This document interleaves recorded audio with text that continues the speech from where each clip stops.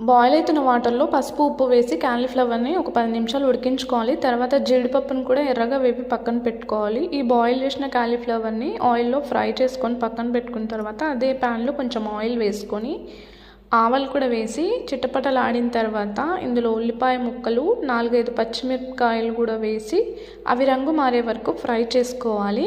తర్వాత ముందే ఫ్రై చేసి పెట్టుకున్న క్యాలీఫ్లవర్ కూడా యాడ్ చేసి ఒకసారి కలిపేసుకొని ఇందులోకి రుచికి సరిపడా ఉప్పుని 1 టేబుల్ స్పూన్ వరకు కారంని కూడా వేసి ఫ్రై చేసుకోవాలి. తర్వాత ఇందులోకి 1 టేబుల్ స్పూన్ ధనియాల పొడి, 1/2 టేబుల్ స్పూన్ వరకు మిరియాల పొడి కూడా వేసి ఓసారి కలిపేసుకోండి. ముందుగానే వేపి పెట్టుకున్న జీడిపప్పును కూడా యాడ్ చేసేసుకొని కొద్దిగా కొత్తిమీర తరుగు వేసుకుంటే అంతే, చాలా సింపుల్, చాలా టేస్టీగా ఉంటుంది. తప్పకుండా ట్రై చేయండి, అన్నంలోకి కూడా చక్కగా కలిసిపోతుంది. రెసిపీ నచ్చితే తప్పకుండా లైక్ చేయండి, సబ్స్క్రైబ్.